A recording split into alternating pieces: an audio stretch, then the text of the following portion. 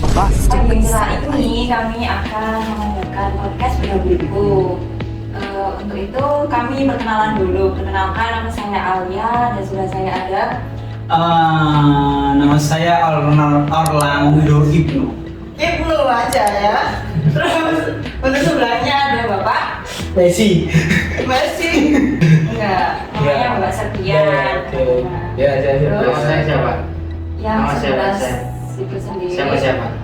Siapa namanya? Siapa nama? Siapa ya Anda? Ayo. Nama saya Bodrek.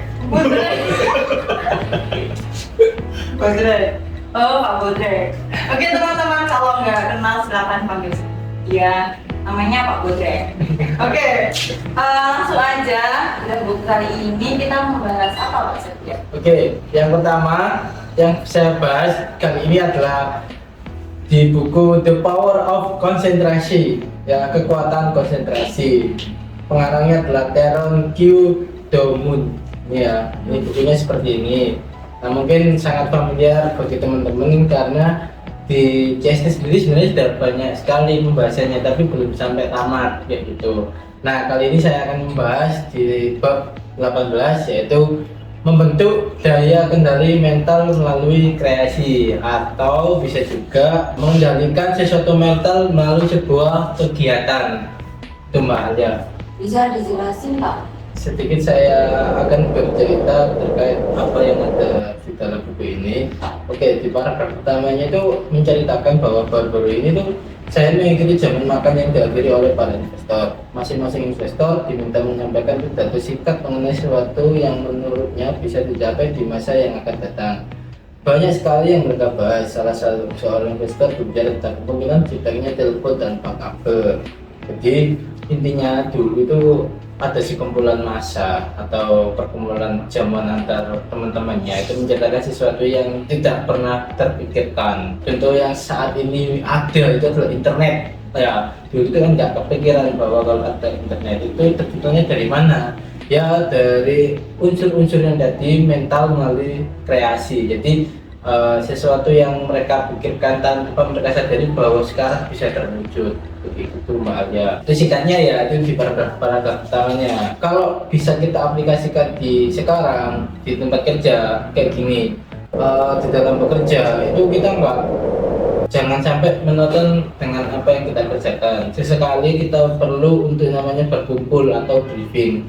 Nah, di mana itu adalah tempat kita menyampaikan sesuatu inspirasi yang barangkali dari situ kita menemukan sesuatu yang istimewa atau bahkan nggak mungkin dinalar tapi ternyata bisa terwujud gitu. Jadi kayak acara briefing ya, misalkan ayo mungkin ada yang menyampaikan ide-idenya tanpa kita sadari dari teman-teman itu akan berkreasi. Jadi jangan sampai ketika ada momen tersebut kita nggak berani mengungkapkan sesuatu kreasi kayak gitu. Jadi kalau dibahas di buku ini adalah pembahasannya itu dari mentalnya itu seperti apa. Dari mentalnya yang sudah terkumpul baik dan kuat itu akan tercipta sesuatu ide yang berkreasi lah seperti itu. Jadi kita kerja ketika ada momen briefing, meeting atau gimana, tapi kita nggak berani menyiapkan kita nggak punya mental yang kuat, kita takut akan pressure ya, kita nggak bakal nyeletuk suatu ide atau kreasi yang bakal terjadi hingga saat ini gitu. Kita tuh pernah nggak pegang ternyata telepon itu atau handphone ya, smartphone itu ternyata bisa di touchscreen. Dulu kan mana ada ide kayak gini, nggak mungkin dong ini tercipta langsung yang ini, pasti kan ada pertemuan mereka orang kompeten gitu kumpul dengan teman-temannya, ayo kita bikin smartphone kayak gitu. Nah, seperti itu sih Mbak. Saya mau tanya Pak ya. Berarti intinya itu kan kreasi kita akan muncul karena ada mental kita. Iya, jadi dasarnya itu mentalnya dulu. Mentalnya dulu ya. Bukan apa? Soalnya kan dari judulnya itu kan dari judul topnya. Sebabnya, membangun mental dan kreasi. Membangun mental. Terus apa mungkin kita harus berkreasi dulu, akhirnya muncul mental kita, atau mental kita dulu yang dikuatkan akhirnya kita bisa memunculkan kreasi yang kita. Jadi mental dulu baru berkreasi. Jadi ada kan yang banyak terjadi adalah orang itu punya banyak ide atau kreasi, tapi nggak punya mental untuk menyampaikan. Itu yang akhirnya jadi cuman ya udah pemikirannya dia sendiri akhirnya. Nah yang di buku ini itu ada teman-teman ngumpul nih ya, kita nongkrong lah, tahu-tahu adanya tuh ayo bikin telepon tanpa kabel ya kan tuh. Itu kan kalau nggak berani ngomong kan ya nggak bakal dia punya ide tapi nggak berani ngomong, ya sudah nggak bakal kejadian. Nah ini ngomong, akhirnya temennya nyari, oh iya aku juga punya pemikiran yang sama gitu, ada yang berani ngomong. Akhirnya misalkan Mas Yuki, oh iya aku juga punya ide kayak gini. Akhirnya ya wes dari mental ketemunya dulu baru tercipta sebuah kreasi gitu. Jadi kalau misalkan kreasinya dulu ada tapi mentalnya nggak ada, ya sudah bagi kreasi cuma buat dia aja. Misalkan Mas itu pengen terbang, tapi dia nggak berani ngomong. Kalau misalkan aku pengen terbang, ya wis iki ana tiket pas tiket misalnya bilang tiket nang ngendi, nah akhirnya kan ya akhirnya kan terwujud ya gitu. Itu sih. Sama kayak gini ya, mungkin orang dulu itu menciptakan pesawat terbang. Itu kan dia kalau nggak berani menyampaikan ya, nggak masyarakat nggak bakal terwujud itu pesawat terbang. Padahal kalau dia menyampaikan itu butuh mental yang kuat. Bahkan orang dulu mungkin ada yang menganggap gila kamu pengen terbang ya. Gila kamu pengen gini kan gitu mungkin ya. Jadi butuh mental untuk mewujudkan kreasi kita. Jadi yang pertama adalah mental dulu, benar sih, di mental kita baru nanti ada step-step yang lain. Misalkan oke, kita merencana ada orang berani nyentuh, nah nanti tinggal dipikir aja caranya seperti apa. Nah lagi mental dan konsentrasi nanti yang berbicara kayak gitu. Dia udah ketemu nih, kita mau bikin pesawat telepon.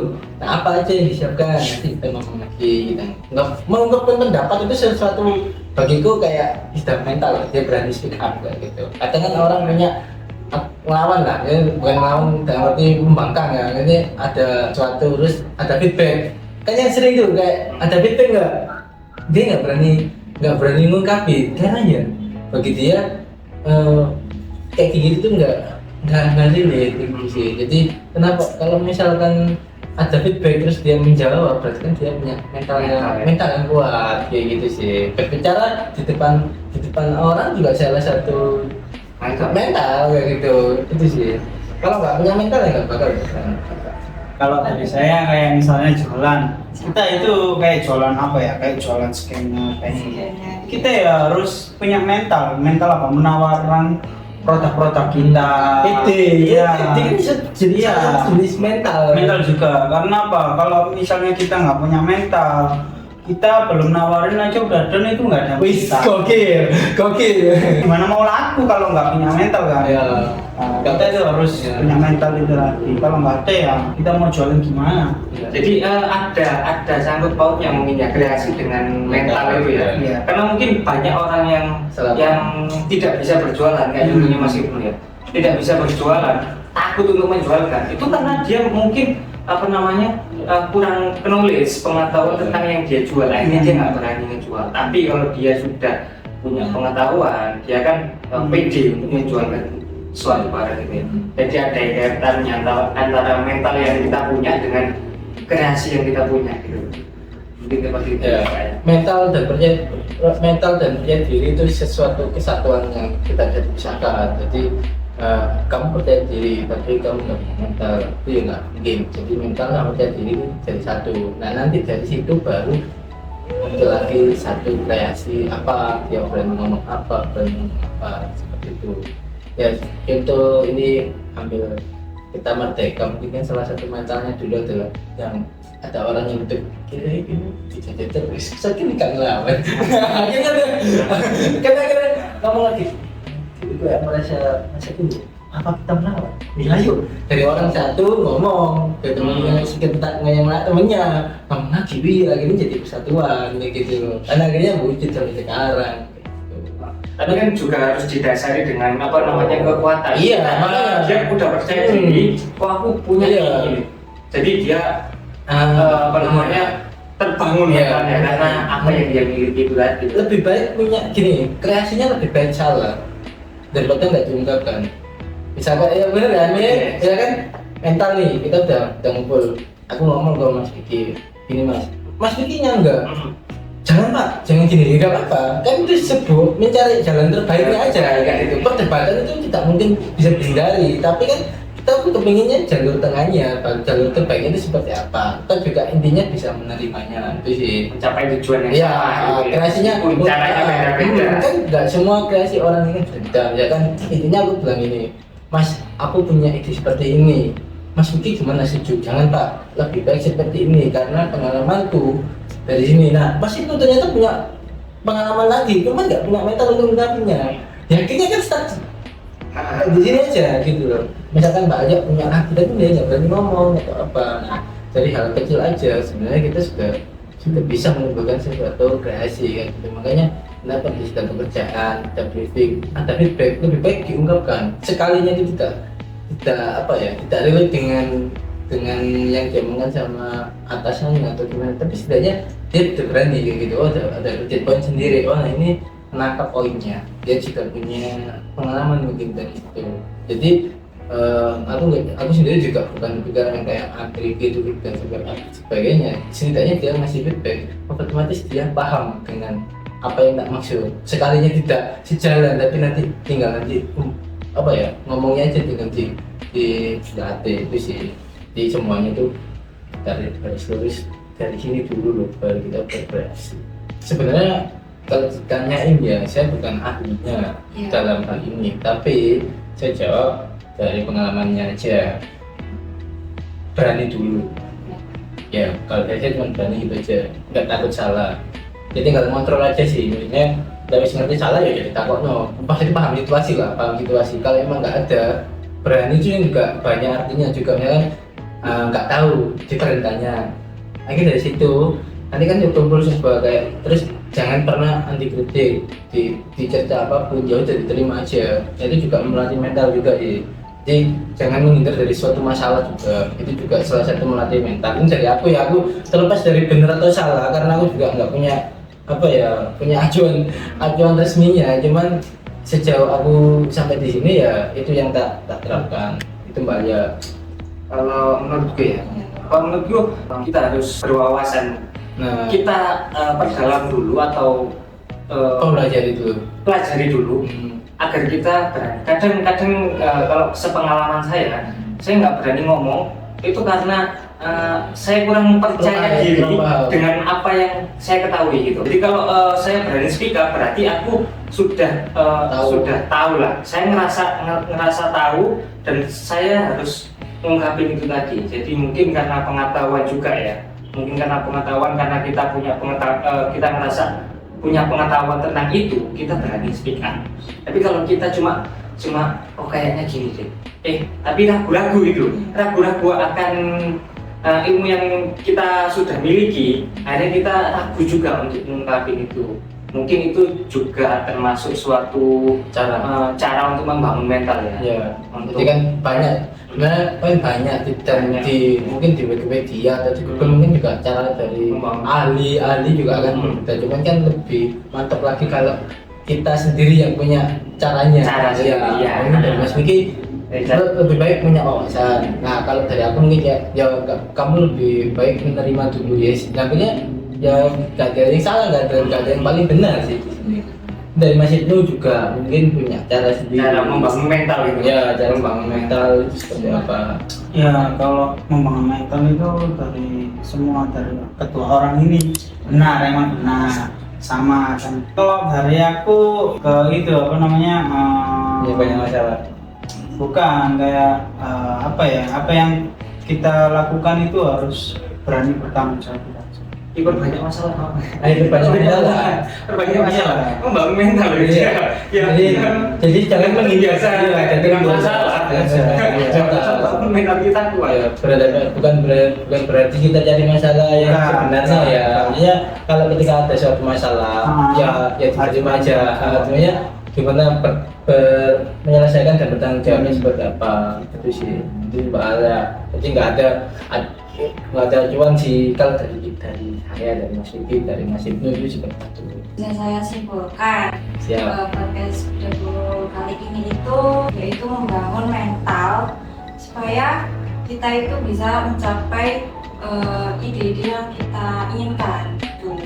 dan jangan takut untuk menyampaikan ide-ide walaupun itu salah, dan kita harus menerima kritikan dari orang lain kalau itu salah, atau menghargai perbedaan pendapat itu juga bisa. Terus untuk cara-cara membangun mental yang kuat itu kita harus, kalau dari 4 orang ini, Empat orang siapa? tiga orang ini terus saya ya mungkin hampir sama, yaitu kita harus berani menerima kritikan dari orang lain. Terus kita mempunyai wawasan yang luas atau pengetahuan gitu, upgrade diri lah gitu. Terus kalau yang ini dia itu belajar dari pengalaman, jadi belajar dari pengalaman itu kita bisa lebih belajar untuk tanggung jawab. Bisa. Ya, jadi mungkin Mbak Alia bisa mengalami kalau kita kerja ada namanya yang kayak cadar ya, itu saya tujuannya untuk melatih mentalnya Mbak Alia. Ya, jadi kalau ya nggak tahu saya Mbak. Ya, mental yang iya, kuat. sebenarnya nggak ada. Maksud membangun mental. Itu membangun mental ya. Tiga-tiganya ini udah saya alami teman-teman. Sudah cukup. Hampir Ada mantul. Ada beli air di pegesangan. Oke. Cakep, Kenapa harus cakep Bu? cantik guys. Enggak, kan mungkin kami terbiasa nulis buku Ah, ya. Jadi stereotipnya juga kalau ada reban tuh Cakep. cakep gitu. Ya, Banget. oke. Ayo maju Pak. Udah, boleh nih. Iya. Jalan-jalan ke Tanjung Sari, WC. pulangnya beli Semanggi. Wow. Sekian dulu dari kami. Saya ucapkan terima kasih. Sampai berjumpa kembali. Dadah.